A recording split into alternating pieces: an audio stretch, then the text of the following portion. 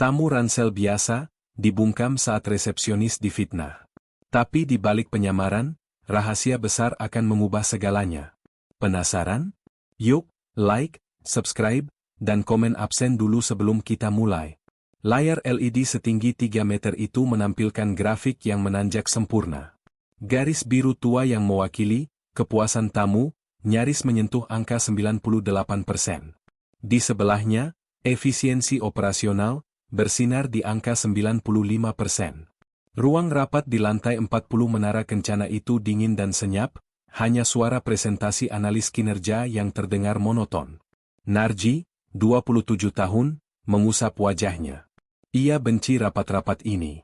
Seperti yang Anda lihat, Pak Winarga, kata analis itu, menunjuk ke layar dengan laser pointer, Hotel Kencana cabang utama kita tetap menjadi permata di mahkota kita. Sempurna. Pak Winarga, ayah Narji, seorang pria berwibawa di usia akhir 50-an, mengangguk singkat. Matanya melirik ke arah putranya, yang duduk di ujung meja, tampak jelas sedang bosan. Narji mengetuk-ngetukkan pena di atas buku catatan kulitnya. Sempurna. Kata itu membuatnya mual. 3 bulan lalu, ia menerima email anonim dari seorang karyawan hotel yang mengeluhkan, manajemen beracun, dan standar ganda. Tentu saja, email itu segera lenyap dan pelacakannya menemui jalan buntu, dihapus oleh seseorang di Departemen SDM. Namun, laporan-laporan yang sempurna ini terasa salah. Seperti buah yang terlalu berkilau, indah di luar, tapi pasti ada pestisida atau polesan lilin di dalamnya. Narji, suara Pak Winarga memecah lamunannya. Pendapatmu? Selusin kepala di ruangan itu menoleh padanya. Narji menekan tombol mikrofon di depannya. Terlalu sempurna, katanya datar. Analis itu tersenyum kaku. Maaf, Pak Narji? 98%? Kita bukan surga, kita hotel. Pasti ada keluhan. Pasti ada masalah. Di mana laporan tentang pergantian staf yang tinggi di bagian housekeeping? Di mana analisis keluhan media sosial yang tidak terverifikasi? Laporan ini terlalu bersih. Terlalu dipoles. Pak Winarga menyembunyikan senyum tipis. Putranya memang tidak suka basa-basi. Lalu, apa solusimu, Narji? Kita tidak bisa mengambil keputusan berdasarkan firasat. Narji menarik napas. Ini dia. Saya akan ke sana. Tentu saja kau akan ke sana, kata ayahnya. Kunjungan direksi dijadwalkan bulan depan. Bukan, Narji menggeleng. Bukan sebagai direksi. Bukan sebagai Narji Winarga. Saya akan ke sana sebagai tamu biasa. Sebagai, entahlah, Narsi, si vlogger perjalanan ransel. Ruangan itu hening. Analis tadi tampak seperti baru saja menelan lalat. Itu ide gila, desis direktur operasional. Ide gila, Pak Winarga setuju, seringkali adalah satu-satunya ide yang berhasil. Ia menatap putranya lekat-lekat. Kau yakin bisa melakukannya? Kau tidak pernah mencuci piringmu sendiri sejak. Saya bisa, ayah, potong Narji, sedikit kesal. Saya ingin tahu apa yang sebenarnya terjadi di properti kita. Saya ingin tahu apa yang karyawan kita katakan ketika tidak ada manajer yang mengawasi. Saya ingin tahu bagaimana mereka memperlakukan tamu yang terlihat tidak punya uang. Pak Winarga terdiam sejenak. Ia melihat tekad di mata putranya. Tekad yang sama yang ia miliki saat membangun kerajaan ini dari nol. Baik, kata Pak Winarga. 2 minggu. Gunakan dana pribadimu. Tidak ada kartu kredit perusahaan. Tidak ada campur tangan.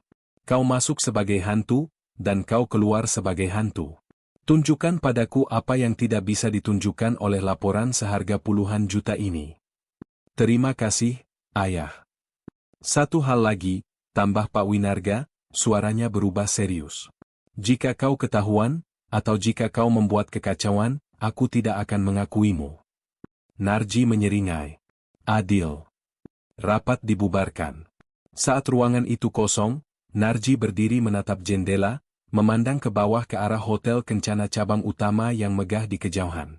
Mari kita lihat, gumamnya, seberapa sempurna, permata, itu sebenarnya. 2 hari kemudian, Narji melangkah keluar dari taksi online murah. Ia memanggul ransel 60 liter yang sudah usang, mengenakan kaos oblong yang sedikit pudar, celana kargo, dan sandal gunung. Rambutnya yang biasanya ditata rapi kini dibiarkan sedikit berantakan dan ditutupi topi baseball. Ia membawa tripod gorila kecil yang mencuat dari saku samping tasnya. Lobi hotel Kencana berkilauan.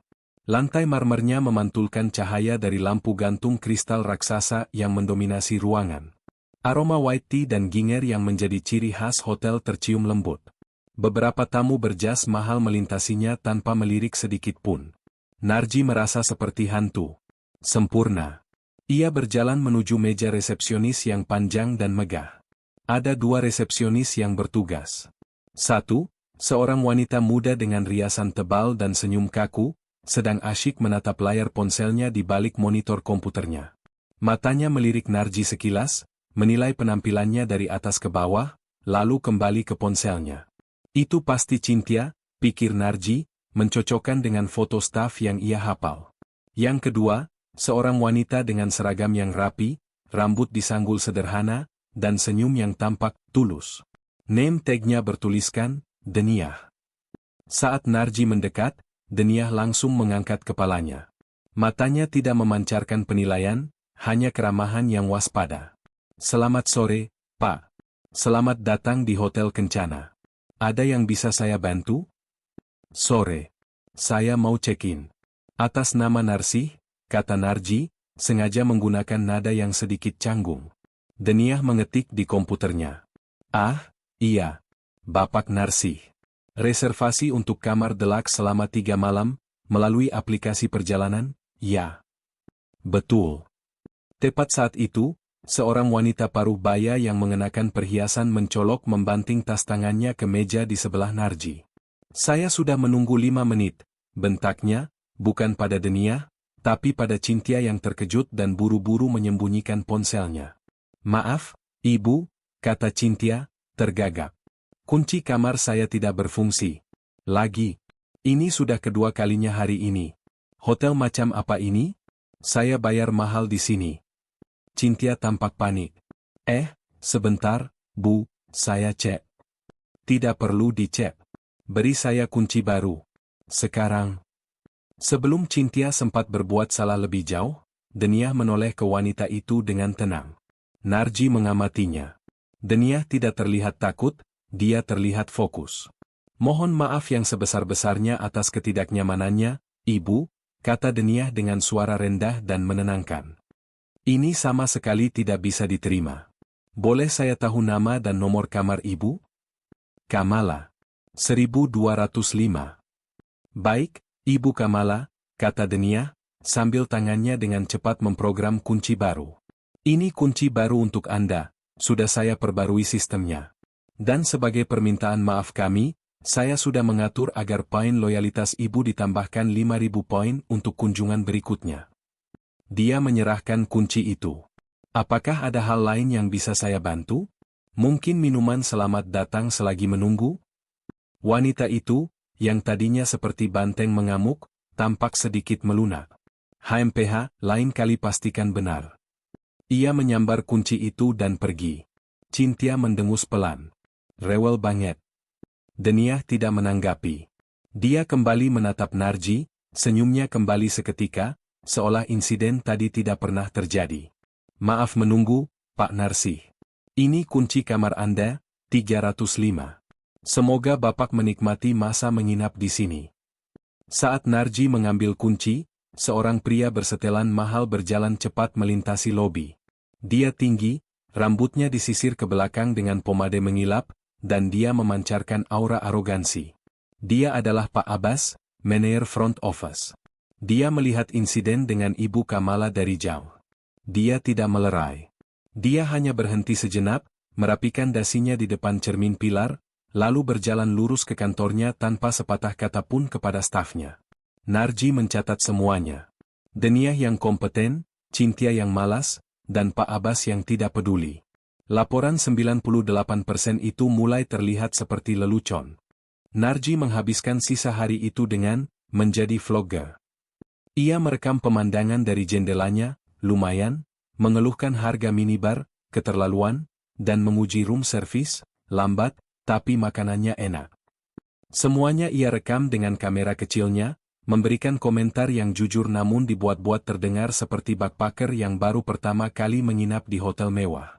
Keesokan paginya, ia turun ke lobi untuk mencari kopi. Lobi sedang sibuk. Ia mengambil tempat duduk di kafe lobi yang menghadap langsung ke front desk, pura-pura sedang mengedit video di laptopnya. Denia dan Cynthia ada di sana, melayani antrean check-out. Tiba-tiba, sepasang suami istri dengan dua anak kecil mendekati meja Cynthia. Mereka tampak lelah dan kecewa. "Maaf, Mbak," kata sang suami, "kami sudah pesan family suite dari 2 bulan lalu. Kenapa kami diberi 2 kamar deluxe terpisah?" Cynthia menatap layarnya dengan bingung. "Tapi di sini, tertulisnya 2 deluxe, Pak." "Tidak mungkin," sang istri menimpali, suaranya mulai meninggi. "Saya punya email konfirmasinya.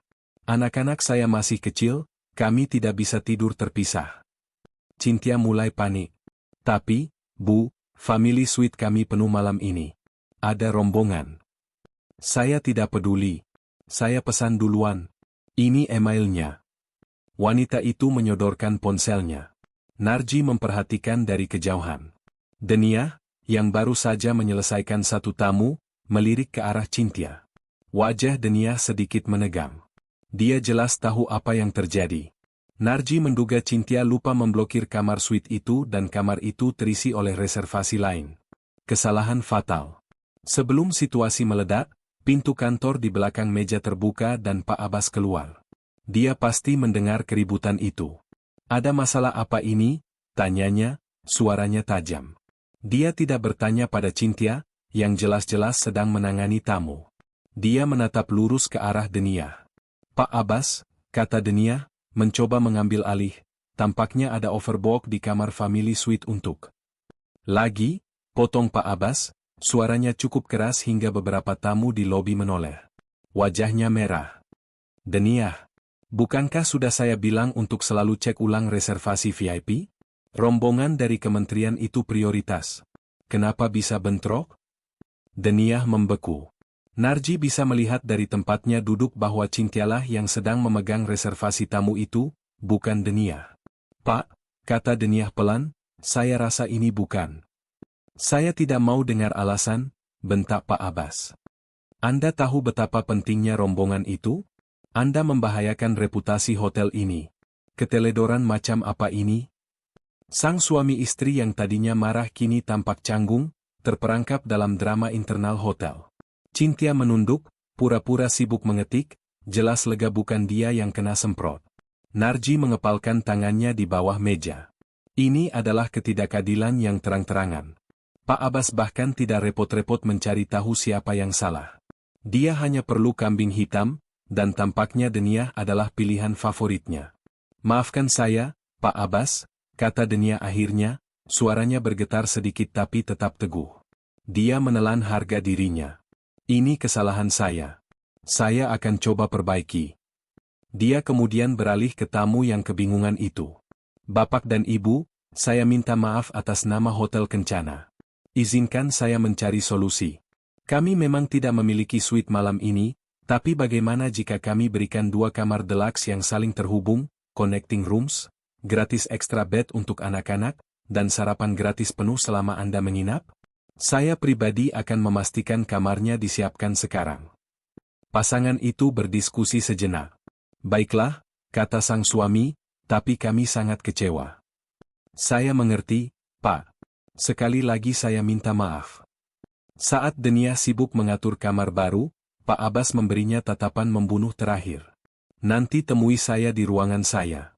Kita perlu bicara serius tentang kinerja Anda." Dia lalu pergi. Cynthia menghela napas lega, lalu berbisik pada Denia, "Untung ada kamu, Den.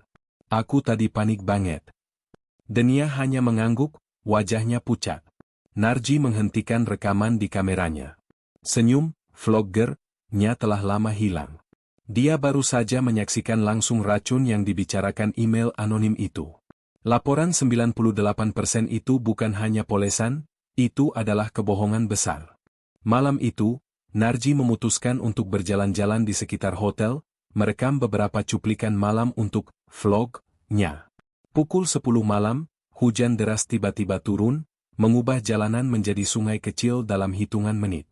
Narji berlari ke lobi hotel, mengibaskan air dari topinya. Saat itulah dia melihatnya.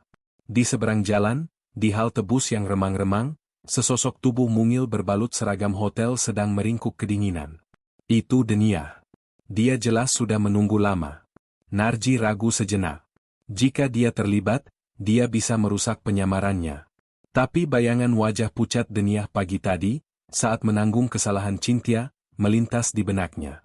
Persetan dengan penyamaran. Dia berlari melintasi jalan, memayungi kepalanya dengan tas laptopnya. Mobil sewaan sederhananya, sebuah Avanza lama yang sengaja ia sewa, terparkir tak jauh dari sana. Denia, panggilnya. Denia terkejut melihatnya. Pak Narsi? Apa yang Bapak lakukan di sini? Harusnya saya yang tanya, kata Narji. Anda menunggu bus? Iya.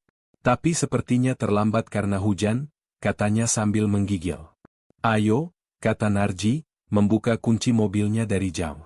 Saya antar. Oh, tidak perlu, Pak. Terima kasih. Nanti merepotkan. Lebih merepotkan kalau Anda sakit besok dan saya tidak bisa check out, canda Narji. Sudah, ayo masuk. Anggap saja ini balas budi karena sudah menenangkan Ibu Kamala kemarin. Denia ragu sejenak, tapi angin yang menusuk membuatnya akhirnya mengangguk. Baiklah. Terima kasih banyak, Pak. Mereka masuk ke dalam mobil. Suasananya canggung. Hanya suara deras hujan dan wiper yang terdengar. Rumah Anda di mana? Tanya Narji, menyalakan pemanas. Denia memberinya alamat, sebuah area kos-kosan sederhana yang cukup jauh dari hotel. Anda selalu pulang selarut ini? Tanya Narji, mencoba memulai percakapan. Hampir selalu, jawab Denia. Tadi saya harus membereskan kekacauan administrasi dulu. Kekacauan yang dibuat Cynthia, pikir Narji getir. Saya lihat tadi pagi, kata Narji hati-hati. Di lobi. Dengan manajer Anda. Sepertinya berat. Denia terdiam sejenak. Dia menatap tetesan air hujan di jendela. Setiap pekerjaan ada tantangannya, Pak. Tapi itu bukan kesalahan Anda, kan? Narji tidak bisa menahan diri. Saya lihat rekan Anda yang panik, tapi Anda yang dimarahi. Denia menoleh padanya, terkejut. Pak Narsi memperhatikan, ya? Dia tersenyum sedih. Tidak apa-apa.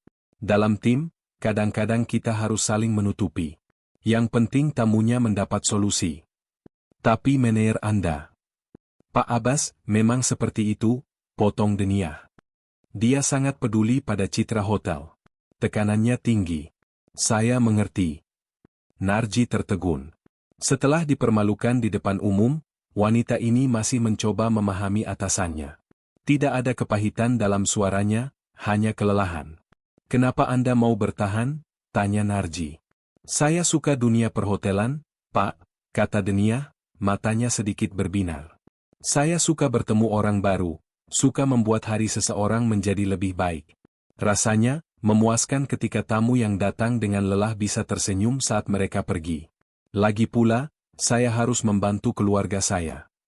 Narji mengemudi dalam diam. Dia telah bertemu ratusan orang dalam bisnis ini. Banyak yang ambisius, banyak yang penjilat, banyak yang sinis. Tapi dia jarang bertemu orang yang tulus seperti Denia. Dia adalah permata yang sesungguhnya di hotel ini, dan alih-alih dipoles, dia malah diinjak-injak oleh manajemennya sendiri. Malam itu, saat Narji kembali ke kamar hotelnya, misinya berubah. Ini bukan lagi hanya tentang menemukan kebobrokan. Ini tentang melindungi orang baik yang terjebak di dalamnya. Narji tahu dia harus menguji sistem itu sekali lagi. Kali ini, dia ingin melihat seberapa parah perbedaan perlakuan antara Denia dan yang lainnya. Pagi berikutnya, dia sengaja membuat keluhan kecil. Dia menelepon front desk. Halo, selamat pagi. Kamar 305, kata Narji. Air panas di kamar mandi saya tidak berfungsi. Hanya keluar air hangat suam-suam kuku. Suara yang menjawab adalah suara malas Cynthia. Oh, oke, Pak. Nanti saya sampaikan ke bagian engineering. Klik. Telepon ditutup. Narji menunggu. 1 jam. Tidak ada yang datang. Tidak ada telepon balasan. Dia menelepon lagi. Kali ini, yang menjawab adalah Pak Abbas. Suaranya terdengar jengkel karena harus mengangkat telepon. Ya, kamar 305, ada apa lagi? Saya sudah lapor 1 jam lalu. Air panas saya masih belum berfungsi, kata Narji, menggunakan nada tamu yang mulai kesal. Bapak, engineering kami sedang sibuk menangani masalah AC di ballroom. Mohon ditunggu. Bapak bisa gunakan kamar mandi di gym kalau mendesak, kata Pak Abbas, nadanya meremehkan. Apa? Saya bayar kamar deluxe untuk mandi di gym? Mohon pengertiannya, Pak. Klik. Telepon ditutup lagi. Narji marah. Bukan karena air panasnya, ia sengaja merusaknya sedikit tadi malam. Ia marah karena sikap acuh tak acuh itu. Ini adalah layanan bintang 5? Dia turun ke lobi. Dia melihat Denia sedang bertugas, sementara Cynthia dan Pak Abbas sedang mengobrol dan tertawa di dekat kantor. Narji menghampiri Denia. Mbak Denia, katanya, saya sudah 2 kali menelepon soal air panas saya. Tidak ada solusi. Saya tamu, dan saya merasa diabaikan. Wajah Denia langsung menunjukkan kekhawatiran yang tulus. Dia tidak membela diri. Dia tidak mencari alasan. Pak Narsi, saya minta maaf, katanya. Dia segera memeriksa komputernya. Laporan Bapak, bahkan belum dimasukkan ke sistem maintenance. Dia melirik tajam ke arah Cynthia, yang pura-pura tidak melihat. Tolong tunggu sebentar, Pak, kata Denia. Dia tidak mendelegasikan. Dia mengangkat gagang telepon dan menelepon engineering di depan Narji. Halo, Roni? Ini Denia. Saya butuh bantuan prioritas. Tamu di 305, air panasnya mati. Ya, prioritas. Saya tahu soal ballroom, tapi tamu yang menginap adalah prioritas utama kita. Saya tunggu 10 menit. Terima kasih. Dia meletakkan teleponnya. Petugas akan segera ke sana, Pak. Sambil menunggu, apakah saya boleh menawarkan sarapan gratis di restoran kami? Sebagai permintaan maaf atas keterlambatan penanganan kami. Narji terpesona. Kurang dari 1 menit, Denia telah menyelesaikan apa yang Pak Abbas dan Cynthia abaikan selama lebih dari 1 jam. Terima kasih, Denia. Itu sangat membantu, kata Narji. 10 menit kemudian, petugas engineering datang ke kamarnya dan memperbaiki masalahnya. Malam itu, Narji membuka aplikasi perjalanan tempat ia memesan hotel. Dia menulis 2 ulasan. Ulasan pertama. Bintang 5. Pelayanan yang menyelamatkan hari. Masalah teknis di kamar saya diabaikan selama berjam-jam oleh Mener, Pak Abbas, dan staf lain, Cynthia. Saya hampir memutuskan untuk cek. Namun, seorang resepsionis bernama Denia turun tangan. Dia profesional, cepat, dan sangat solutif. Dia menyelesaikan masalah saya dalam 10 menit. Hotel ini beruntung memilikinya. Dia adalah bintang 5 yang sesungguhnya. Ulasan kedua, dari akun burner lain. Bintang 1. Manajemen arogan, pelayanan buruk. Jangan tertipu oleh lobi yang megah. Manajer front office, Pak Abbas, sangat arogan dan meremehkan keluhan tamu. Dia menyarankan saya mandi di gym. Staf lain, Cynthia, malas dan tidak kompeten. Satu-satunya titik terang adalah staf bernama Denia. Sisanya? Bencana. Narji menekan tombol, kirim. Keesokan paginya, Narji turun dan melihat pemandangan yang sudah ia duga. Pak Abbas sedang berdiri di depan monitornya, wajahnya merah padam membaca ulasan online yang menyebut namanya secara eksplisit.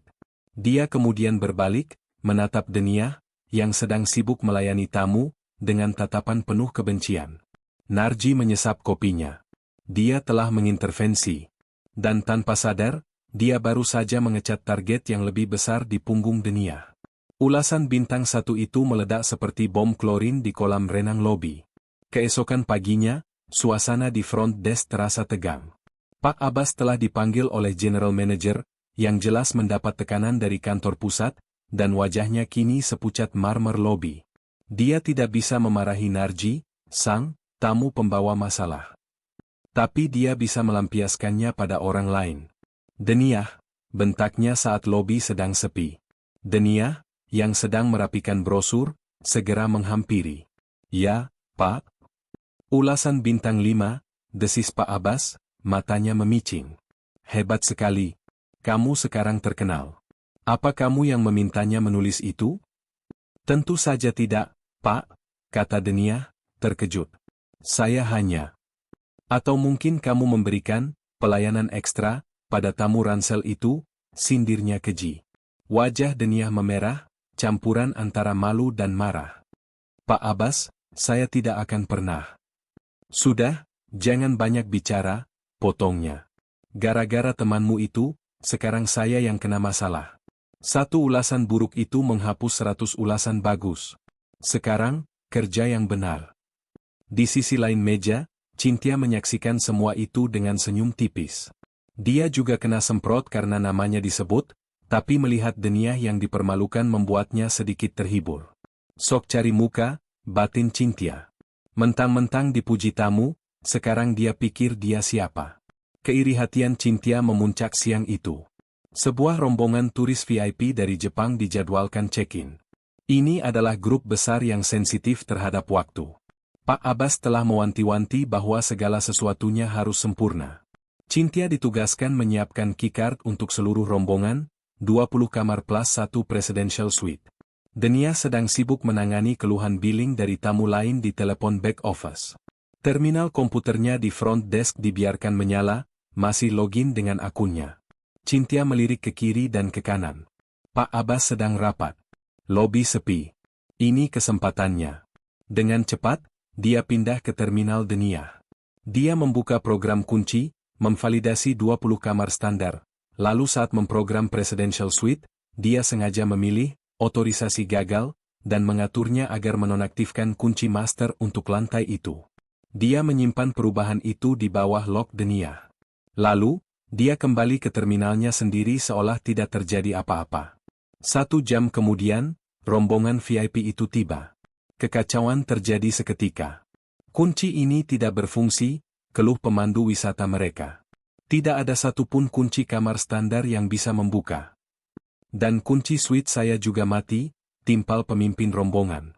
Pak Abbas, yang baru keluar dari rapat, melihat delegasi penting itu tertahan di lobi. Wajahnya berubah dari pucat menjadi merah padam. Siapa yang memprogram kunci ini? Teriaknya. Cynthia segera menunjuk. Denia, Pak. Tadi dia yang menangani grup booking ini. Saya? Denia bingung, baru saja kembali dari back office. Saya sedang menangani billing. Lock sistem tidak berbohong, kata Pak Abbas, mengetik dengan kasar di komputernya. Denia, ini login kamu. Kamu yang merusaknya. Kamu menyabotase kunjungan ini. Tidak. Saya tidak. Diam. Pak Abbas membentak, membuat seluruh lobi terdiam. Saya sudah muak dengan keteledoranmu. Kamu, Narji, yang duduk di kafe lobi, pura-pura terbatuk keras. Permisi, katanya, berjalan mendekat, pura-pura seperti tamu yang penasaran. Dia menghampiri meja security yang ada di sudut, di mana kepala keamanan sedang menatap monitor CCTV dengan bingung. Kacau ya, Pak, kata Narji pada petugas keamanan itu, sambil menunjuk ke arah Pak Abbas. Saya jadi kasihan sama Mbak Denia. Padahal dari tadi saya lihat dia di back office, teleponan terus. Malah Mbak yang satu lagi itu, Narji menunjuk Cynthia, yang tadi saya lihat pindah-pindah komputer. Mungkin sistemnya error ya kalau dipakai ganti-ganti gitu? Narji mengatakannya dengan nada vlogger lugu yang sok tahu. Tapi kepala keamanan itu menangkap maksudnya. Dia tidak melihat CCTV lobby, dia melihat rekaman internal di balik meja. 2 menit kemudian, saat Pak Abbas hendak menjatuhkan skorsing pada Denia, kepala keamanan itu mendekat dan berbisik di telinganya. Pak, lihat rekaman ini sebentar. Narji melihat wajah Pak Abbas berubah. Dari merah, menjadi ungu, lalu kembali pucat pasi. Dia baru saja melihat rekamannya, Cynthia di terminal Denia. Pak Abbas terperangkap. Dia tidak bisa menghukum Denia. Tapi dia juga tidak bisa mengakui kesalahannya di depan tamu VIP. Dia berdeham. Ada sedikit kesalahan teknis pada sistem. Denia, Program ulang semua kuncinya. Sekarang. Dia lalu menarik Cynthia ke kantornya dengan kasar. Dasar bodoh, terdengar samar-samar dari dalam. Denia, gemetar namun lega, segera bekerja. Matanya bertemu dengan Narji di seberang lobi. Narji hanya mengangguk kecil, lalu kembali ke laptopnya. Denia tidak tahu bagaimana dia diselamatkan, tapi dia tahu tamu di kamar 305 itu ada hubungannya dengan itu. Narji merasa muak dengan hotel. Udara ber-AC yang steril, musik lobi yang berulang-ulang, dan intrik busuk di baliknya. Malam itu, dia memutuskan untuk mencari makan di luar, sejauh mungkin dari kemewahan palsu kencana. Dia berjalan kaki menyusuri gang di belakang hotel, menemukan sebuah warung nasi sederhana yang ramai oleh penduduk lokal dan pekerja kantor. Aroma nasi goreng dan sate ayam memenuhi udara. Dia memesan seporsi nasi rames dan es teh, lalu mencari tempat duduk di sudut. Saat itulah dia melihatnya. Di meja lain, di bawah cahaya lampu neon, Denia sedang duduk sendirian. Dia tidak mengenakan seragamnya. Hanya kaos oblong sederhana dan celana jeans. Rambutnya digerai, membuatnya terlihat jauh lebih muda dan bebas. Dia sedang asyik membaca novel, sesekali menyuap bakso kuahnya. Narji ragu. Mengganggunya di luar jam kerja terasa seperti melanggar batas. Tapi sebelum dia bisa memutuskan, Denia mendongak, merasakan ada yang memperhatikan. Mata mereka bertemu. Denia tampak terkejut, lalu dia tersenyum, senyum yang tulus, tanpa beban seragam atau tekanan dari Pak Abbas. Pak Narsi, sapanya. Wah, kebetulan sekali. Makan di sini juga? Saya bosan makanan hotel, kata Narji sambil membawa piringnya. Boleh saya bergabung? Tentu saja, Pak. Silakan. Kecanggungan di antara mereka cepat mencair. Di luar hotel, mereka bukan lagi tamu dan resepsionis. Mereka hanyalah dua orang yang lelah. Jadi, Narsi, itu nama asli Bapak? Tanya Denia sambil tertawa kecil. Agak unik ya. Narji terseda es tehnya. Ya. Nama panggung, Anda tahu, untuk vlog. Dia cepat-cepat mengganti topik. Anda sendiri? Saya kira staf hotel mewah makannya di restoran Fancy. Denia tertawa. Gaji saya tidak cukup untuk itu, Pak. Lagi pula, bakso di sini paling enak se-Jakarta. Dia menunjuk novel di depannya. Ini, kemewahan, saya. Punya waktu tenang untuk membaca. Mereka berbicara tentang buku. Tentang film.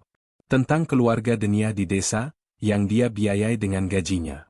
Narji menceritakan kebohongan yang sudah dia siapkan tentang vlog-nya, tentang perjalanannya keliling Asia. Semakin banyak dia berbicara, semakin dia merasa bersalah. Wanita di depannya ini jujur luar biasa. Dia bekerja keras, menanggung beban yang bukan miliknya, namun tetap menyimpan impian sederhana. Pak Narsi beruntung ya, kata Denia tiba-tiba, menatap keramaian jalan. Bisa keliling dunia, bebas. Kadang saya juga ingin pergi. Tapi, saya punya mimpi. Mimpi apa? Tanya Narji, suaranya lebih lembut dari yang ia duga. Saya ingin jadi manajer hotel, katanya. Bukan manajer biasa. Saya ingin jadi manajer yang baik. Manajer yang mendengarkan stafnya. Yang adil. Yang ingat bahwa kita di sini bukan cuma untuk menjual kamar, tapi untuk membuat orang merasa diterima. Kata-katanya, yang jelas merupakan antitesis dari Pak Abbas, menusuk Narji. Dia tidak hanya mengeluh, dia punya visi. Anda akan jadi manajer yang hebat, Denia, kata Narji tulus. Denia tersipu. Terima kasih, Pak. Sudah malam. Dia melihat jam tangannya. Saya harus pulang. Besok shift pagi. Saya antar, tawar Narji. Tidak perlu, Pak Narsi. Saya sudah biasa naik ojek. Saya bersikeras. Sebagai teman? Kata, teman, itu terasa baru bagi mereka berdua. Denia mengangguk. Malam itu, di mobil sewaan sederhananya, Narji merasakan sesuatu yang tidak pernah ia rasakan di ruang rapat dewan. Sebuah koneksi yang nyata. Dan rasa bersalah yang menusuk karena kebohongannya semakin membesar. Dia mengagumi wanita ini. Mungkin lebih dari sekadar mengagumi. Kecurigaan Pak Abbas dan Cynthia terhadap Narji kini telah mengkristal.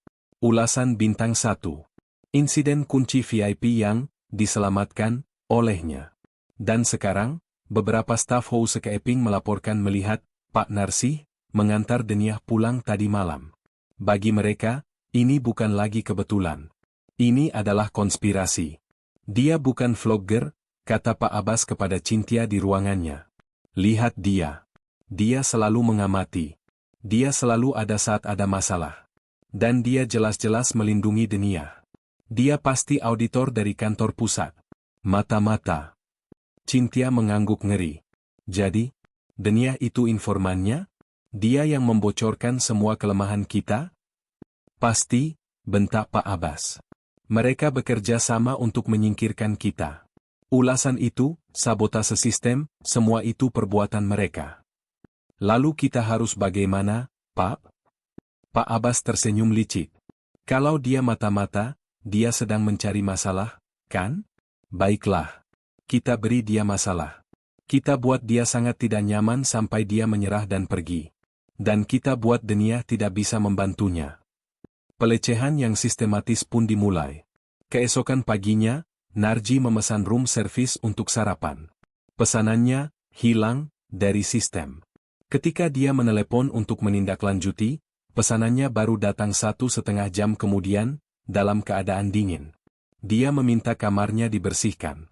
Staf housekeeping, yang merupakan teman dekat Cynthia, datang, tetapi hanya merapikan tempat tidur dan tidak mengganti handuk. Lantai kamar mandi dibiarkan basah. Narji, sebagai Narsih, turun ke lobi untuk mengeluh. Ini adalah ujian yang sempurna. Cynthia yang menerimanya, senyumnya dipenuhi kepalsuan.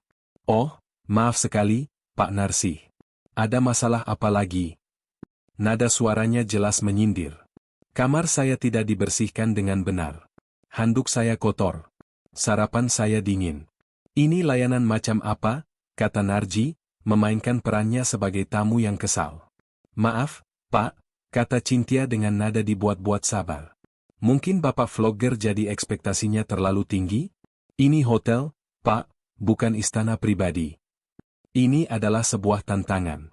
Narji baru saja akan membalas ketika Pak Abbas melangkah keluar dari kantornya, seolah sudah diatur. Ada masalah lagi, Pak Narsih? Tanya Pak Abbas, penekanan pada namanya terdengar seperti hinaan. Sepertinya Anda tidak cocok menginap di sini. Mungkin hotel kami terlalu mewah untuk selera Anda? Dia tersenyum. Ada banyak guest house yang lebih murah di sekitar sini. Mungkin lebih pas untuk budget Anda? Itu adalah ancaman pengusiran yang sangat halus. Wajah Narji mengeras. Dia lupa sedang menyamar. Dia baru saja akan mengatakan, Anda tidak tahu siapa saya, ketika sebuah suara lembut namun tegas memotongnya. Pak Abbas? Pak Narsih? Ada apa ini? Deniah baru saja tiba untuk memulai shiftnya. Dia melihat wajah marah Narji dan senyum puas Pak Abbas. Pak Narsih, kamar Anda belum dibersihkan? Tanyanya, beralih ke mode profesional. Tidak, kata Narji. Dan sarapan saya hancur. Deniah tampak ngeri. Dia mengabaikan tatapan membunuh Pak Abbas. Dia mengangkat telepon dan menelepon langsung ke kepala housekeeping. Ibu Rina? Ini Deniah. Saya minta prioritas tertinggi untuk pembersihan kamar 305. Deep cleaning. Sekarang juga. Dan saya minta dikirimkan amenities premium dan sepiring buah segar. Saya pribadi yang akan memeriksanya. Dia menutup telepon. Dan untuk sarapan Bapak, akan saya hapus dari tagihan Bapak. Saya minta maaf atas nama hotel. Dia melakukan semuanya dengan efisien, tanpa celah.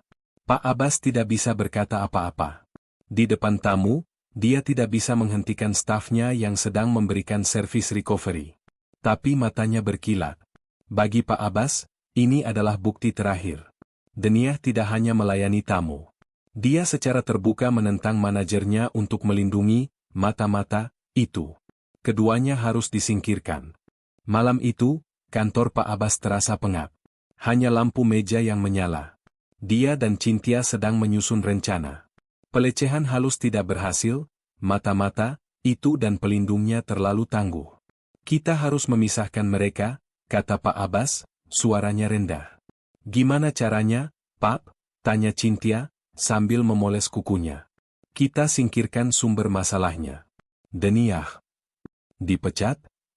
Dipecat saja tidak cukup, kata Pak Abbas. Dia akan mengadu ke kantor pusat. Si mata-mata itu akan melindunginya. Kita butuh sesuatu yang permanen. Sesuatu yang kotor. Sesuatu yang membuatnya blacklist dari seluruh industri perhotelan. Cynthia berhenti memoles kukunya. Maksud Bapak? Pencurian, bisik Pak Abbas. Bayangkan. Resepsionis kepercayaan mencuri dari tamu VIP. Skandal besar. Tidak ada yang akan percaya bantahannya. Dia akan langsung diserahkan ke polisi. Mata Cynthia berbinar. Itu brilian, Pak. Si mata-mata itu tidak akan bisa berbuat apa-apa.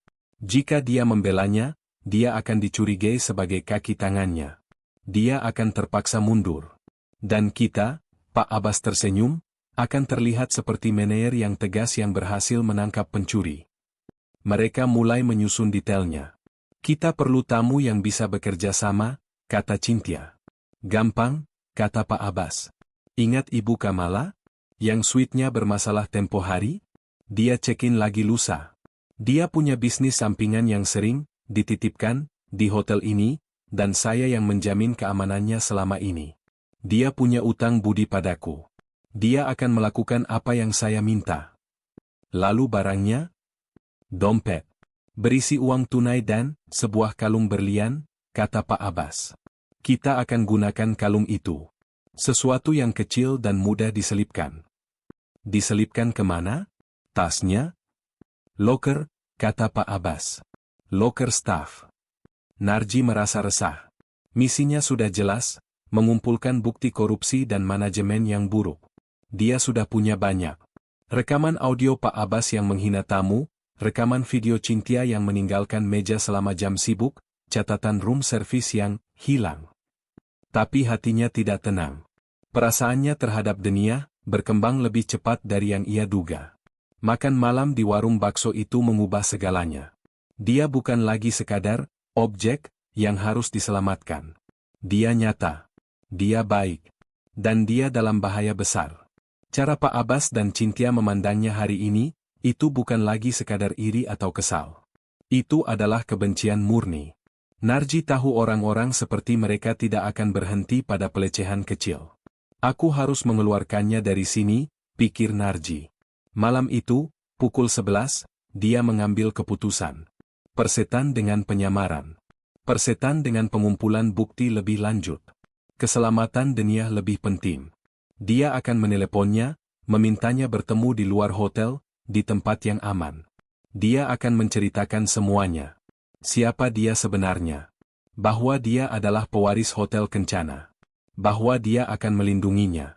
Dia akan menariknya keluar malam ini juga, dan besok dia akan kembali ke hotel ini bersama ayahnya dan tim auditor yang sesungguhnya. Dia meraih ponselnya dan berjalan keluar dari kamar, menuju lift.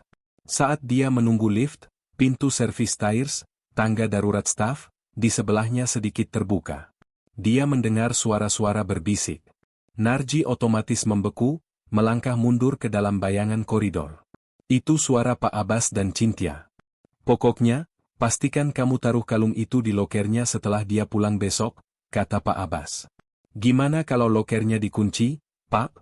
Bisik Cynthia. Dia selalu kunci lokernya. Bodoh, desis Pak Abbas. Loker staff itu pakai kunci master yang dipegang head of housekeeping. Aku sudah pinjam. Aku yang akan buka. Tugasmu hanya memasukkannya ke dalam tasnya. Pastikan tersembunyi, tapi gampang ditemukan kalau digeledah. Lalu? Lusa. Pagi-pagi. Ibu Kamala akan check out dan berteriak di lobi bahwa dia kehilangan dompet dan kalungnya. Dia akan menuduh Deniah, karena Deniah yang menangani express check-outnya malam sebelumnya. Aku akan, terpaksa, memanggil keamanan. Dan kita geledah lokernya, seru Cynthia, terlalu keras. SSST. Ya. Kita geledah di depan semua orang. Di depan si vlogger, sialan itu. Tamat riwayat si Deniah. Suara ding lift bergema di koridor. Narji tidak bergerak. Jantungnya serasa berhenti berdetak. Mereka akan menjebaknya. Bukan hanya memecatnya, tapi menjebloskannya ke penjara. Tangan Narji yang memegang ponsel gemetar. Semua instingnya berteriak untuk mendobrak pintu tangga itu dan menghajar mereka berdua. Tapi dia menahan diri. Jika dia mengungkap dirinya sekarang, mereka akan tahu dia didengar. Mereka akan membatalkan rencana itu, membersihkan jejak mereka. Dia akan punya tuduhan konspirasi, tapi tidak ada bukti nyata. Pak Abbas akan berkelit. Dia dihadapkan pada pilihan yang mengerikan. Dia bisa menyelamatkan Denia sekarang dari jebakan itu, atau dia bisa membiarkan jebakan itu terjadi agar dia bisa menangkap para pelakunya saat beraksi. Dia tidak bisa hanya menyelamatkan Denia. Dia harus menghancurkan sistem yang memungkinkannya terjadi. Narji melangkah mundur, kembali ke kamarnya, hatinya terasa berat seperti timah. Dia tidak menelepon Denia. Dia harus membiarkan mereka menjebaknya. Dia harus membiarkan Denia mengalami hari terburuk dalam hidupnya, agar dia bisa memberinya sisa hidup yang lebih baik. Misinya berubah total. Ini bukan lagi audit. Ini adalah perangkap di dalam perangkap. Dan dia harus memastikan perangkapnya adalah yang terakhir. 2 hari setelah percakapan rahasia di tangga darurat, suasana hotel tampak normal. Terlalu normal. Narji merasakan ketegangan di udara, seperti ketenangan sebelum badai. Dia duduk di kafe lobi, laptopnya terbuka, kamera kecilnya diletakkan di atas meja, merekam dengan sudut lebar ke arah front desk. Jebakan itu telah disiapkan tadi malam. Setelah Denia pulang, Narji, dari kamarnya, memantau log sistem keamanan yang dia retas, mencatat akses kunci master Pak Abbas ke ruang locker staff pada pukul 22.04. Cynthia menyusul 2 menit kemudian. Mereka hanya butuh 90 detik. Pagi itu, Denia tiba, tidak menyadari apa-apa. Dia tersenyum pada Narji saat melewatinya, senyum lelah namun tulus yang membuat hati Narji semakin terasa berat.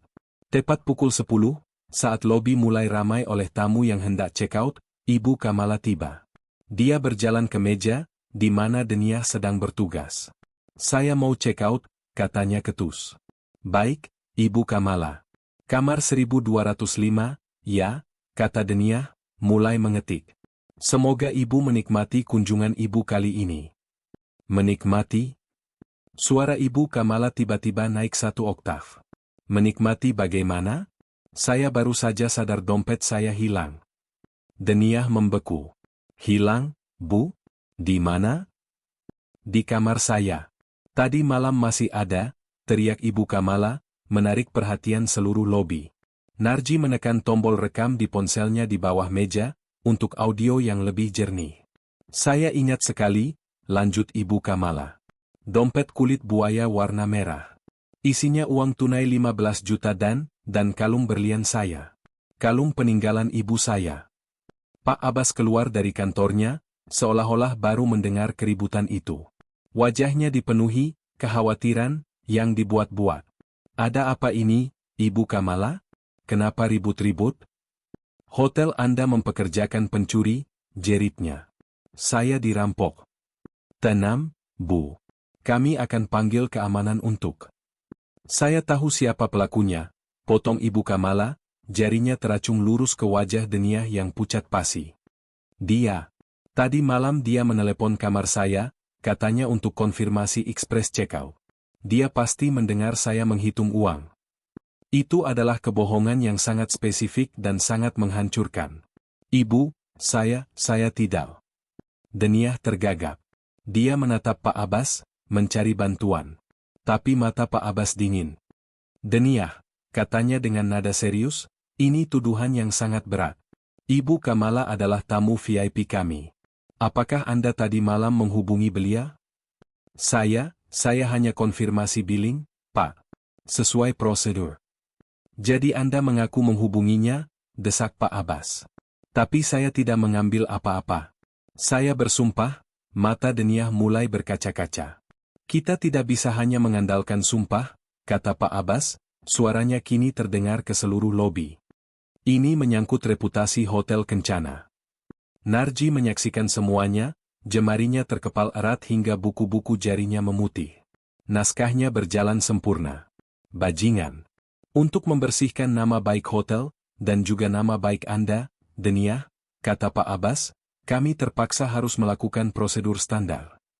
Dia memberi isyarat pada Cynthia, yang segera memanggil 2 petugas keamanan. Apa yang mau Bapak lakukan? Tanya Deniah, suaranya bergetar. Pemeriksaan, kata Pak Abbas. Kita akan periksa loker Anda. Wajah Deniah berubah dari pucat menjadi merah karena marah. Saya tidak akan membiarkan Bapak. Anda menolak, potong Pak Abbas. Penolakan berarti pengakuan bersalah. Keamanan, tolong antar Mbak Deniah ke ruang ganti staf. Cynthia, kamu ikut sebagai saksi wanita. Ini bukan lagi prosedur, ini adalah sebuah pertunjukan. Pak Abbas sengaja melakukannya di depan umum. Staf lain mulai berkerumun di pintu back office, berbisik-bisik. Deniah, yang tadinya adalah rekan kerja teladan, kini dipandang dengan curiga. Narji bangkit dari kursinya. Permisi, katanya, cukup keras. Apa ini perlu dilakukan di depan umum? Ini seperti menuduh sebelum ada bukti. Pak Abbas menoleh padanya, wajahnya mengeras. Pak Narsih, ini masalah internal keamanan hotel.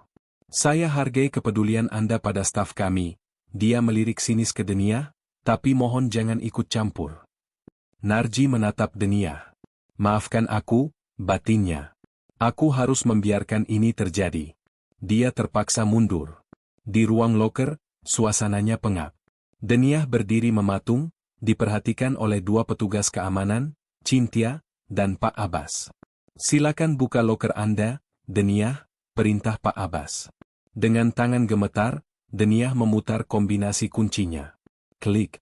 Dia membuka pintu loker. Di dalamnya hanya ada seragam ganti, novel yang dia baca, dan tas selempang kecilnya. Silakan, Pak. Periksa, katanya pasrah. Oh, saya tidak akan menyentuhnya, kata Pak Abbas. Cynthia, tolong periksa tasnya. Kita harus pastikan. Cynthia masuk dengan senyum sinis yang nyaris tak terlihat. Dia mengambil tas selempang kecil itu. Dia tidak benar-benar mencari. Dia merogoh ke saku dalam yang dia tahu persis letaknya. Jari-jarinya menyentuh sesuatu yang keras dan dingin. Pak? Kata Cynthia, suaranya dibuat-buat terkejut. Pak Abbas, ini apa?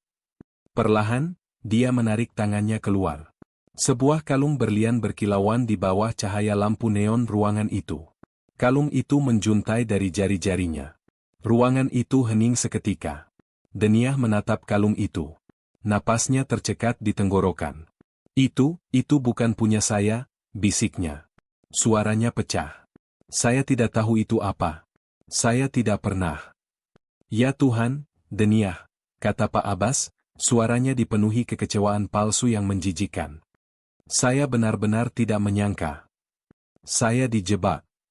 Deniah berteriak, matanya liar menatap Cynthia. Kamu yang menaruhnya di sana. Tadi malam.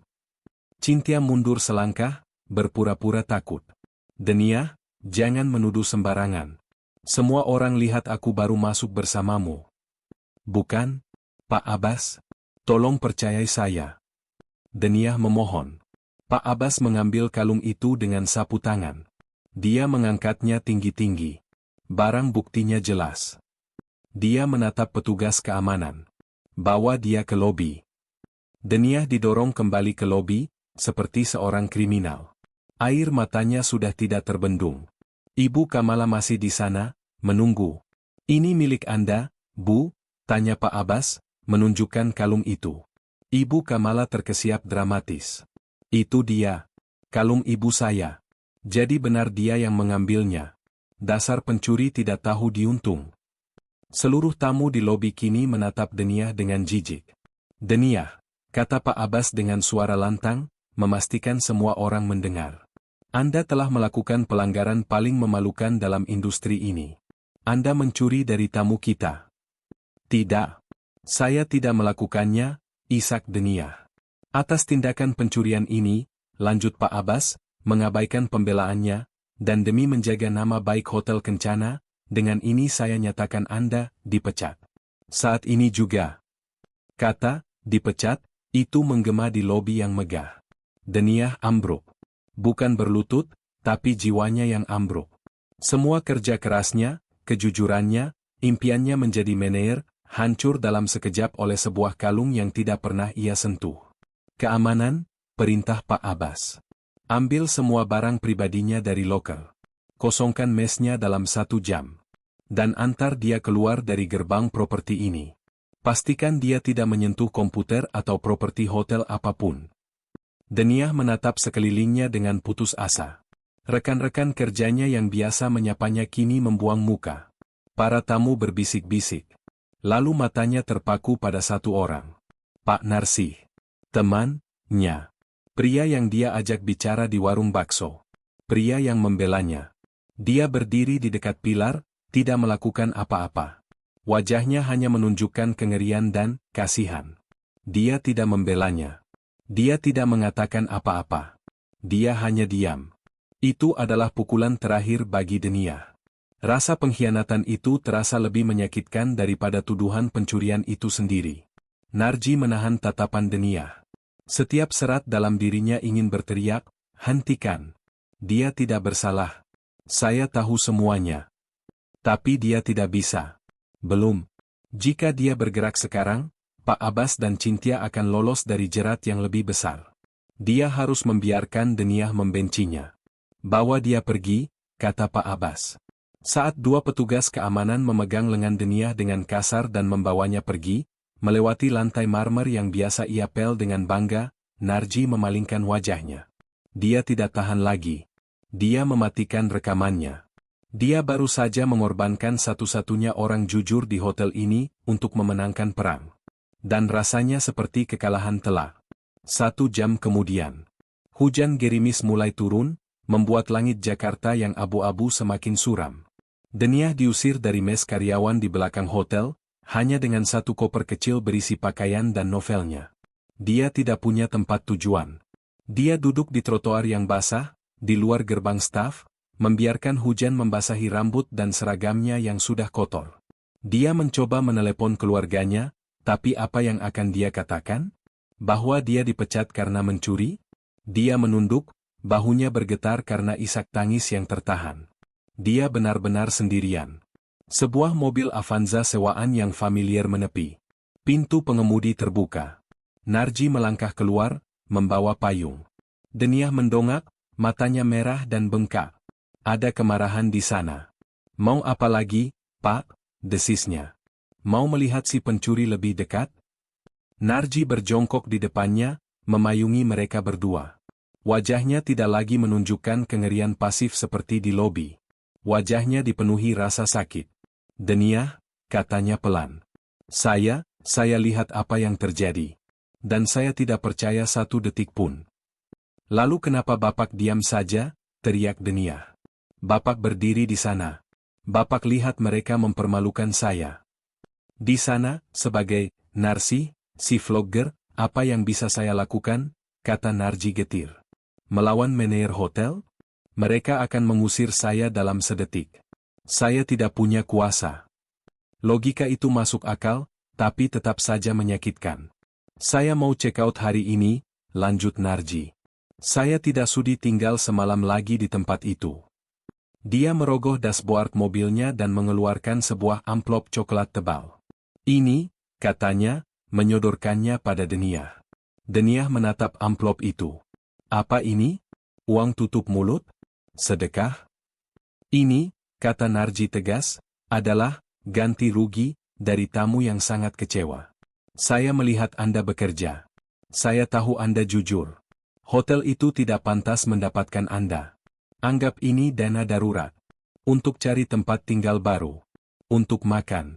Untuk bertahan hidup sampai Anda menemukan tempat yang lebih baik. Deniah melihat isi amplop itu. Uang tunai. Puluhan juta rupiah. Pak, saya tidak bisa terima ini. Anda harus, paksa Narji. Tolong, Deniah.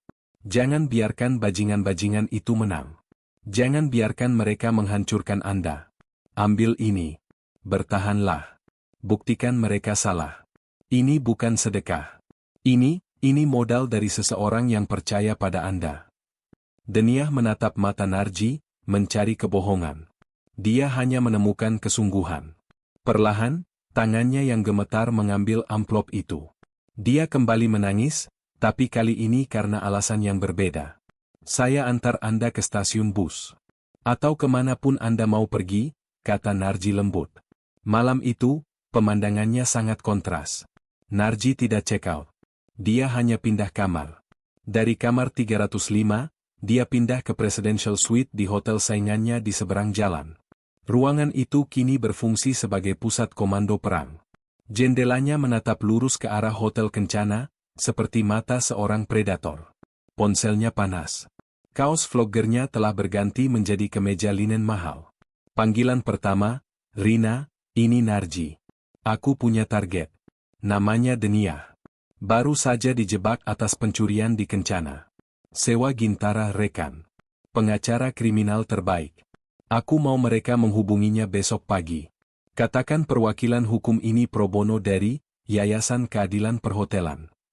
Jangan sebut namaku. Pastikan dia tidak dituntut pidana. Panggilan kedua, Pak Tio? Narji Winarga.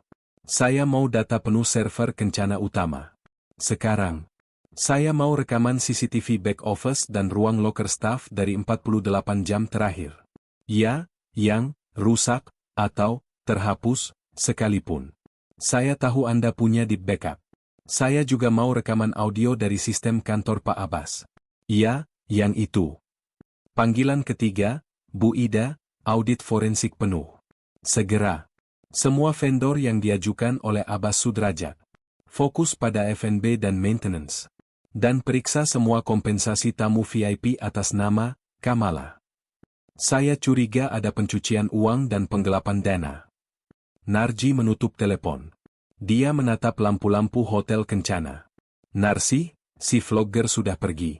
Yang tersisa adalah sang pewaris yang marah besar. Sementara Narji membangun persenjataannya, di seberang jalan, Pak Abbas dan Cynthia sedang merayakan kemenangan mereka. Lihat, kata Pak Abbas, menuang sampanye, yang seharusnya untuk tamu VIP, kedua gelas di kantornya. Selesai. Bersih. Cynthia tertawa, mengangkat gelasnya. Untuk kita, Pak. Akhirnya, si penjilat itu pergi juga. Gila, Pak, wajahnya tadi. Hahaha. Dan si vlogger sialan itu, tanya Pak Abbas. Langsung check out, kata Cynthia. Saya yang proses tadi sore. Dia kelihatan ketakutan. Mungkin dia sadar, main-main dengan kita ada akibatnya. Bagus, kata Pak Abbas, meminum sampanyenya dalam sekali teguk.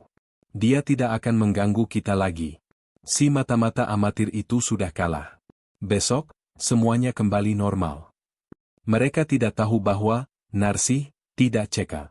Dia hanya mendelegasikan asistennya untuk mengambil tas ranselnya dari kamar 305, sementara dia sendiri sudah pindah ke markasnya. Sepanjang malam, laptop Narji berbunyi ping beberapa kali. Email mulai masuk. Dari Tio, Kepala IT Kencana Group, subjek, file yang Anda minta terlampir. CCTV Locker 2204 MP4, rekaman jernih menunjukkan Pak Abbas membuka locker, Cynthia menyelinap masuk dan memasukkan kalung ke tas Deniah. Audio kantor Abbas 2215 MP3, rekaman audio Pak Abbas dan Cynthia membahas rencana mereka, termasuk, memanfaatkan utang budi Ibu Kamala.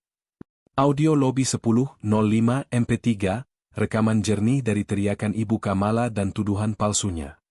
Dari Ida, Kepala Keuangan Kencana Group, subjek, temuan awal, Urgent Narji, ini lebih besar dari yang kita duga. Pak Abbas dan Ibu Kamala menjalankan skema penggelapan dana. Dia menandatangani tagihan palsu dari perusahaan catering fiktif milik Kamala untuk acara yang tidak pernah terjadi. Kita bicara kerugian ratusan juta per kuartal. Terlampir bukti transfer bank. Dari Rina, asisten pribadi, subjek, update, D-Tim Hukum Gintara sudah menghubungi Deniah. Dia aman di sebuah rumah aman. Dia awalnya menolak, tapi akhirnya setuju bekerja sama untuk membersihkan namanya. Dia siap bersaksi. Narji menutup laptopnya. Dia tidak hanya memiliki bukti untuk membebaskan Deniah. Dia memiliki bukti untuk memenjarakan Pak Abbas, Cynthia, dan Ibu Kamala atas konspirasi, fitnah, sumpah palsu, dan korupsi besar-besaran. Dia mengambil napas dalam-dalam. Bagian tersulit sudah berakhir. Sekarang, bagian yang menyenangkan dimulai. Dia menelepon satu nomor terakhir. Nomor pribadi ayahnya. "Ayah," kata Narji, suaranya dingin dan tajam. "Saya sudah selesai." Ada jeda singkat di ujung telepon. "Apa yang kamu temukan?" tanya Pak Winarga. "Seekor tikus," kata Narji. "Tidak, 2. Dan mereka sudah menggerogoti fondasi hotel andalan kita. Saatnya bersih-bersih." "Kapan?" "Saya mau rapat evaluasi triwulan mendadak. Lusa. Undang semua manajer departemen. Tanpa kecuali," kata Narji. "Aku akan hadir," kata Pak Winarga. "Tidak perlu," potong Narji. "Saya yang akan pimpin rapat ini. Sudah waktunya mereka bertemu dengan direktur utama yang baru." 2 hari setelah pemecatan Denia, email mendadak mendarat di kotak masuk semua kepala departemen hotel Kencana. Subjek, urgent, rapat evaluasi triwulan mendadak perkenalan direktur utama baru. Pak Abbas membaca email itu dengan senyum puas. Ini dia. Waktunya sempurna. Kantor pusat pasti telah mendengar ketegasannya dalam menangani kasus pencurian Denia. Si vlogger sialan itu mungkin telah mencoba mengadu, tetapi pemecatannya yang cepat dan bukti yang kuat pasti telah membungkamnya. "Direktur utama baru," gumam Pak Abbas sambil merapikan dasinya di cermin kantornya. Katanya masih muda, baru ditunjuk dewan. Cynthia, yang kini duduk di meja resepsionis dengan lebih angkuh, tersenyum licik. "Pasti mereka terkesan dengan cara Bapak membersihkan masalah kemarin, Pak." "Tentu saja," kata Pak Abbas.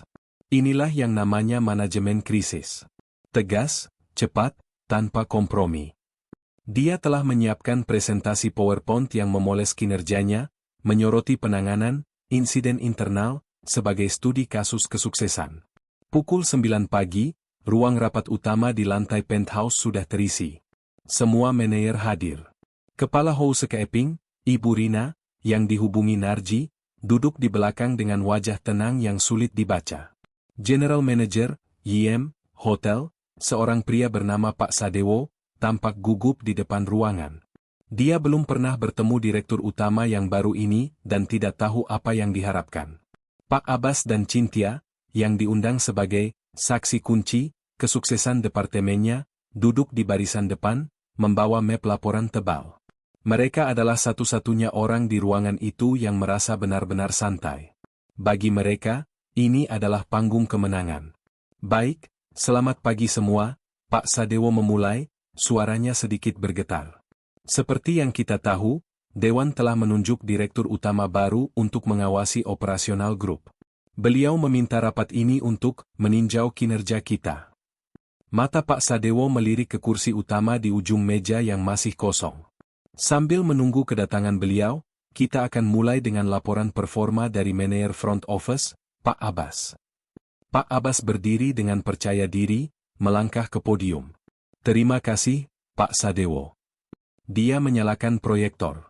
Layar di belakangnya menampilkan grafik yang indah dan palsu. "Seperti yang Anda lihat, kepuasan tamu stabil di 96%. Ini adalah hasil kerja keras kita. Tentu, ada beberapa tantangan." Dia mengganti slide.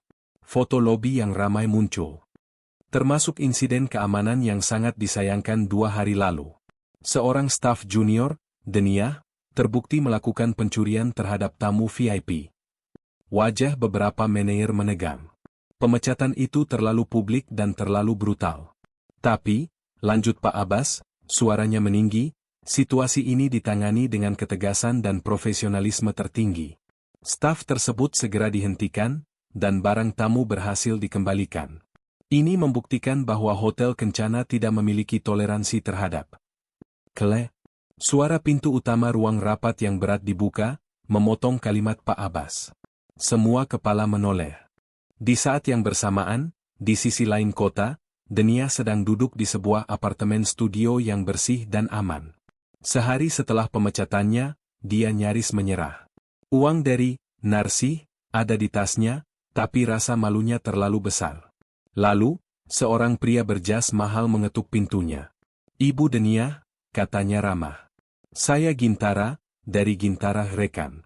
Saya di sini untuk mewakili Anda." "Mewakili saya? Saya tidak punya uang untuk. Layanan kami sudah dibayar lunas oleh sebuah yayasan advokasi pekerja perhotelan," kata Pak Gintara, "sebuah kebohongan yang disiapkan Narji. Mereka percaya Anda tidak bersalah. Dan kami punya buktinya." Denia menangis untuk pertama kalinya karena lega. Selama 24 jam berikutnya, dia menceritakan segalanya kepada tim hukum.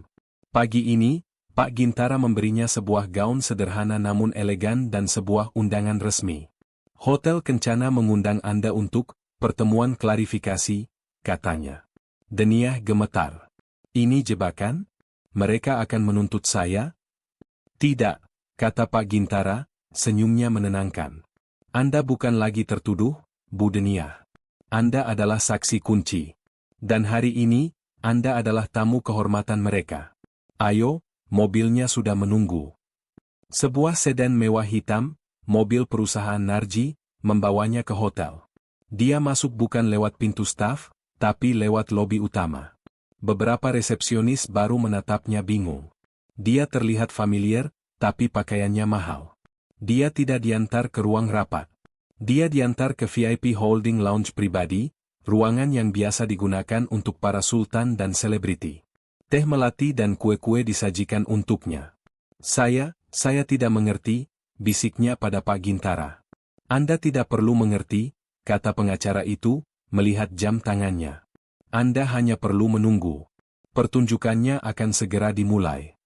Denia duduk di sofa beludru, menatap lobi tempat dia dipermalukan 2 hari lalu. Jantungnya berdebar kencang, campuran antara takut dan secercah harapan yang aneh. Pintu ruang rapat terbuka. Yang masuk bukanlah seorang eksekutif tua berwajah kaku. Yang masuk adalah Narsih. Tapi dia bukan lagi Narsih. Ransel usang telah diganti dengan setelan Armani biru tua yang pas di badan. Kaos pudar telah diganti ke kemeja putih bersih dengan dasi sutra perak. Rambutnya yang berantakan kini disisir rapi ke belakang, memperlihatkan dahi yang cerdas dan mata yang tajam. Dia tidak terlihat seperti vlogger. Dia terlihat seperti pemilik tempat itu. Dia tidak sendirian. Di belakangnya ada Rina, asisten pribadinya, dan 2 petugas keamanan internal korporat berbadan tegap. Keheningan di ruangan itu begitu pekat hingga bisa diiris pisau. Para manajer menatap bingung. Kecuali 2 orang. Wajah Cynthia memucat. Sendok yang dia pegang untuk mengaduk teh jatuh dari tangannya, menimbulkan bunyi klang yang memekakkan telinga di ruangan yang hening itu. Dia mengenali wajah itu. Pak Abbas membeku di podium. Presentasinya masih menyala di layar di belakangnya. Mulutnya terbuka, tetapi tidak ada suara yang keluar. "Anda," bisik Pak Abbas, suaranya tercekat. "Anda, tamu kamar 305. Vlogger itu?" Narji tidak memandangnya. Dia mengabaikan Pak Abbas seolah-olah dia adalah perabot. Matanya menatap lurus ke kursi kosong di ujung meja. Dia berjalan dengan langkah mantap. Suara sol sepatunya yang mahal menggema. Dia tiba di kursi direktur utama, meletakkan tablet kulitnya di atas meja, dan duduk. Dia menatap Pak Sadewo, Sang Yiem. "Silakan dilanjutkan, Pak Sadewo." Pak Abbas tadi sedang menjelaskan soal ketegasan. Pak Sadewo menelan ludah. Dia melirik ke arah Pak Abbas, yang masih membeku, lalu tergagap, Pak Narji? Anda adalah..." "Saya Narji Winarga," kata Narji datar, suaranya yang tenang kini memiliki otoritas yang mengerikan. "Saya minta maaf atas penyamaran saya selama 10 hari terakhir." Pak Abbas terhuyung mundur, nyaris jatuh dari podium. Dia mencengkeram dadanya. "Winarga?" "Ya," kata Narji. "Dan saya harus katakan, Pak Abbas, saya sangat menikmati pelayanan yang Anda berikan. Dari sarapan dingin, handuk kotor, hingga saran Anda agar saya mandi di gym." Beberapa manajer menahan napas. Mereka ingat ulasan bintang 1 itu. Narji berdiri. Dia melonggarkan kancing jasnya. "Ayah saya, Pak Winarga, selalu berkata, Narji memulai, suaranya memenuhi ruangan, bahwa laporan yang terlalu sempurna itu pasti bohong. Laporan 98% Anda, Pak Sadewo, adalah sampah. Jadi saya datang untuk melihat sendiri. Pandangannya kini terkunci pada Pak Abbas dan Cynthia, yang gemetar hebat di kursinya. Dan saya tidak kecewa, lanjut Narji, senyum dingin tersungging di bibirnya. Terima kasih sudah menunjukkan siapa kalian sebenarnya ketika aku hanyalah tamu biasa. Wajah Pak Abbas kini bukan lagi pucat. Wajahnya hijau karena ketakutan. Pak Narji, saya bisa jelaskan, itu hanya kesalahpahaman. Kesalahpahaman? Narji mengangkat alisnya. Baik. Mari kita klarifikasi, kesalahpahaman, ini. Anda bilang Anda menangani pencurian. Tapi saya lihat, Anda menciptakan pencurian. Narji mengetuk tabletnya. Layar LED raksasa di belakangnya beralih dari presentasi Pak Abbas. Izinkan saya menunjukkan beberapa data yang tertinggal dari laporan Anda, kata Narji. X bibit A, rekaman audio, tangga darurat staf, 9 November, pukul 20.24. Suara bisik-bisik yang familiar memenuhi ruangan. Suara Pak Abbas, pokoknya, pastikan kamu taruh kalung itu di lokernya setelah dia pulang. Suara Cynthia, gimana kalau lokernya dikunci, Pak? Suara Pak Abbas, bodoh. Aku sudah pinjam kunci master. Tugasmu hanya memasukkannya. Cynthia menjerit tertahan, menutup mulutnya dengan kedua tangan. Manajer-manajer lain menatap mereka dengan ngeri dan jijik. Pak Narji, itu editan, teriak Pak Abbas putus asa. Benarkah? Kata Narji. Bagaimana dengan ini? X bibit B, rekaman CCTV, koridor locker staff, 9 November, pukul 22.06. Layar menampilkan rekaman hitam putih yang jernih. Rekaman itu menunjukkan Pak Abbas membuka sebuah locker dengan kunci master, sementara Cynthia, melihat ke kiri dan ke kanan, dengan cepat menyelinap masuk, membuka sebuah tas, dan menjatuhkan sesuatu ke dalamnya. Itu fitnah, jerit Cynthia, kini histeris. Anda menjebak kami. Anda menjebak diri Anda sendiri, kata Narji dingin. Dan Anda menjebak tamu VIP, Ibu Kamala, dalam skema Anda. Yang membawa kita ke X bibit C, audit keuangan forensik. Layar kini menampilkan serangkaian faktur, tanda tangan Pak Abbas, dan bukti transfer bank. Ternyata, kata Narji, sambil sibuk menindas staf Anda juga sibuk merampok perusahaan ini. Faktur palsu dari Kamala Catering untuk acara-acara fiktif. Ratusan juta rupiah selama setahun terakhir. Anda tidak hanya kejam, Pak Abbas. Anda juga seorang koruptor. Itu adalah paku terakhir di peti mati. Pak Abbas ambruk di kursinya, kepalanya terkulai. Dia tamat. Keamanan, panggil Narji. Pintu kembali terbuka. Dua petugas polisi berseragam lengkap masuk. Pak Sadewo, Yiem, tampak pingsan. Dia tidak tahu apa-apa soal ini. Pak Abbas Sudrajat, Cynthia Permatasari, kata Narji, suaranya bergema. Anda berdua ditahan atas tuduhan konspirasi, pencurian, pemalsuan bukti, dan penggelapan dana. Tidak, teriak Pak Abbas, mencoba memberontak saat polisi memborgolnya. Kamu tidak bisa lakukan ini. Ini hotel ayah saya. Justru karena ini hotel ayah saya, balas Narji, menatap mata Pak Abbas, saya tidak akan membiarkan tikus seperti Anda merusaknya. Anda punya setiap kesempatan untuk menjadi pemimpin.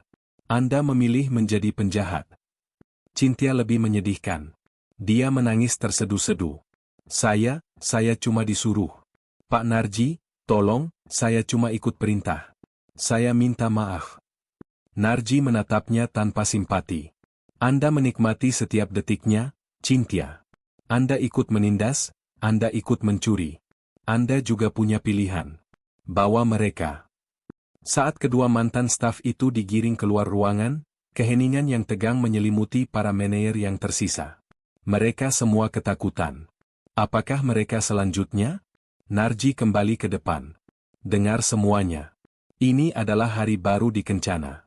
Era, laporan palsu, dan manajemen berbasis rasa takut berakhir hari ini. Saya tidak peduli dengan grafik 98%. Saya peduli dengan kejujuran, integritas, dan cara kita memperlakukan satu sama lain dan tamu kita. Dia menghela napas. Sekarang, ada satu hal lagi yang harus saya perbaiki. Dia memberi isyarat pada asistennya. Pintu lain terbuka. Denia masuk, didampingi Pak Gintara. Dia tampak gugup, tapi tegar. Matanya langsung tertuju pada pria di depan ruangan. Dia melihat Narsih. Tetapi kini dia mengerti siapa Narsih itu. Kebingungan, keterkejutan, dan secercah pemahaman melintas di wajahnya. Narji berjalan menuruni panggung, menghampiri Denia di depan semua manajer. Denia, katanya lembut, dan seluruh ruangan menahan napas. Nama saya Narji Winarga. Saya berbohong tentang siapa saya. Dan saya minta maaf. Dia berhenti sejenak. Tapi saya tidak berbohong tentang apa yang saya lihat. Saya melihat Anda diperlakukan tidak adil. Saya melihat Anda menanggung kesalahan orang lain. Dan saya melihat Anda dijebak secara keji. Dia berbalik menghadap para manajer. Atas nama Hotel Kencana, saya meminta maaf secara terbuka kepada Denia. Perusahaan ini telah gagal total dalam melindunginya. Kami memfitnahnya, mempermalukannya, dan menghancurkan reputasinya. Dia kembali menatap Denia, matanya tulus. Uang ganti rugi sudah diatur oleh tim hukum kami. Tapi itu tidak cukup. Hotel ini, lanjut Narji, suaranya kembali tegas, tidak membutuhkan manajer yang korup dan arogan.